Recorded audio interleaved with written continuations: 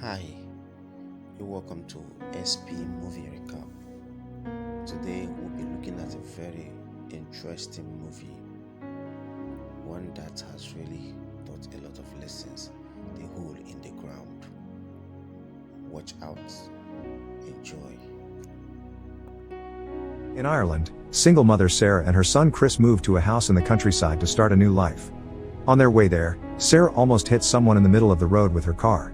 After making sure Chris is alright, Sarah goes to check on the stranger, who turns out to be Noreen, an elderly woman that keeps on whispering he's not my son. Noreen will not answer Sarah's questions, but when she turns around to stare at Chris, she comes off as very creepy. Sarah decides not to risk it, so she just picks up her car's broken side view mirror and drives away with her son. Raising Chris alone is not easy for Sarah, and sometimes they end up arguing over small things like Chris's picky eating habits, but most of the time, their relationship is solid.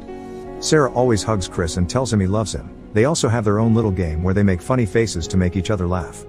One day during lunch, Chris cries out because he finds a spider in the kitchen. Sarah catches it and releases it outside, but Chris does not like this because it means it may come back. Angry, he mentions his dad would have killed the spider, then asks Sarah why he did not come with them. It is hard to explain, so Sarah just says it is complicated, which makes Chris angrier. He steps on the spider, calls his mom a liar, and then runs into the woods. Sarah rushes after him, feeling how the wind blows harder the further she goes, and she is shocked to find something quite amazing and terrifying at the same time: a very large sinkhole. Before she can decide what to do, Chris appears behind her and apologizes for bringing up his dad even while knowing it makes her sad, so Sarah hugs him and takes him away, not wanting him to see the hole. Later that night, Sarah hears the back door creaking, so she makes sure to lock it before going to bed. Chris begins going to classes at a new school, but he is having trouble making friends. When he is given a flyer about the school's incoming talent contest, Sarah tells him he should sign up because it would help him befriend his classmates, but Chris stays hesitant. Later, Sarah attends a dinner party with some new friends of her own, including her boss Louise, and while everyone shares crazy stories, she gets to learn about Noreen, who is considered crazy by everyone in town. One day many years ago, she burst into her son's classroom, screaming and making a scene. It took 3 teachers to drag her out.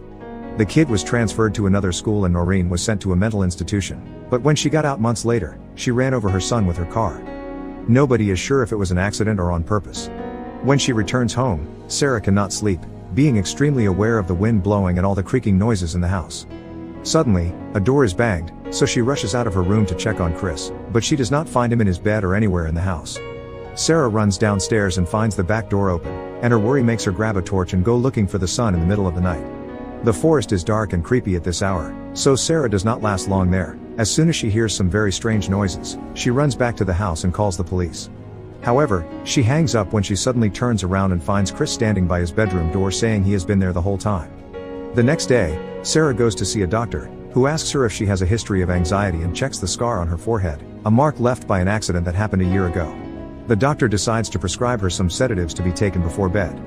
Once she gets home, Sarah is startled when Chris appears in the kitchen a second after she called him, and this makes her more sure she is having anxiety issues, so she begins taking the pill before bed. The following morning, she wakes up to find Chris with a bunch of flowers he has brought from outside. After scolding him for leaving when he is not supposed to, Sarah accepts the gift and hugs him. The next time Sarah picks Chris at school, she notices he has made a bunch of friends, including a kid that used to make fun of him. On their way home, they find Noreen on the road again, and she and Chris cannot stop staring at each other. Since honking does not work, Sarah gets out of the car to ask Noreen to move, only to find her whispering again. This time she says it's not your boy. They are suddenly interrupted by Noreen's husband Des, who apologizes to Sarah for not keeping a better eye on his wife. Noreen takes advantage of the distraction to walk to the car and start hitting the passenger's window, saying it's not your son.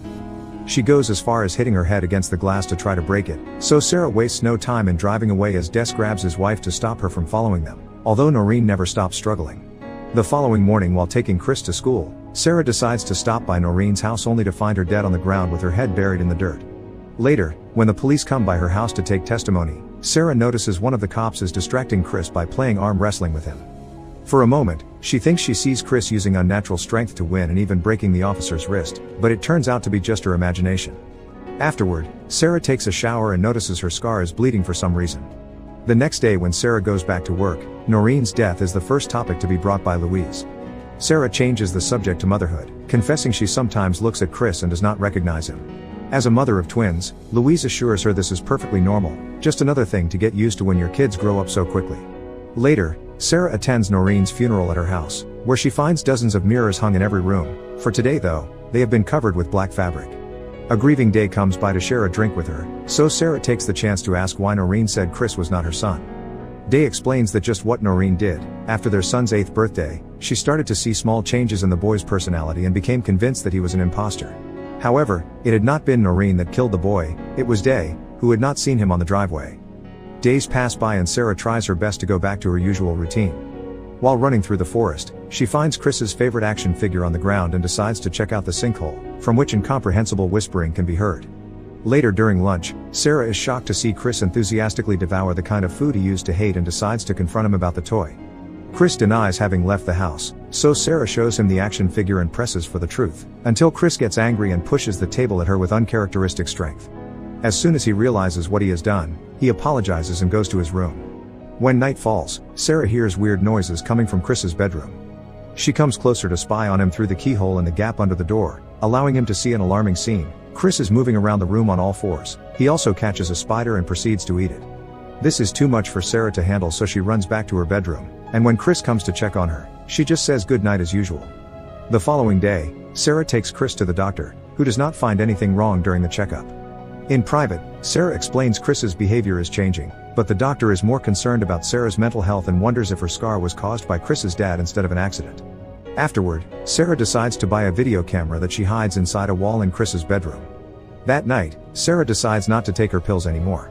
In the morning, Chris continues to eat big amounts of food. Sarah apologizes for her awkwardness lately, and Chris responds by touching her scar, violently inserting his fingers in it. Thankfully, it turns out to be just a nightmare. In the afternoon, Sarah goes to see the talent show at Chris's school. His class is performing as a choir, and their chosen song speaks about a hole in a bog.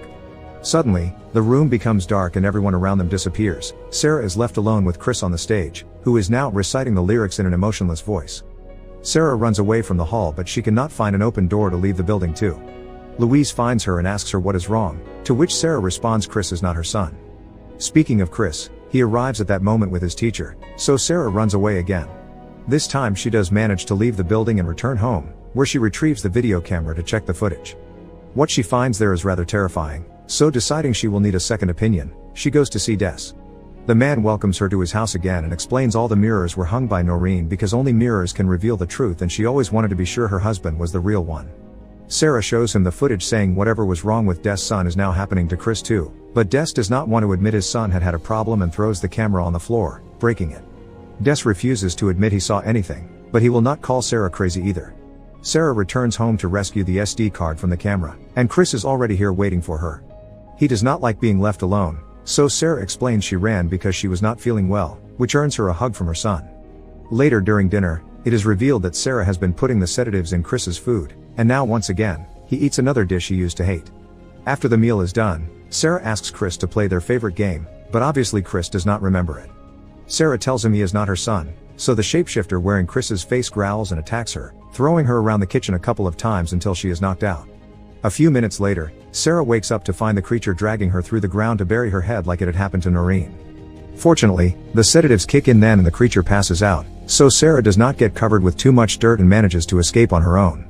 She takes Chris back to the house and leaves him on the basement floor before using the broken side view mirror to check his face, revealing the creature's horrifying lack of features.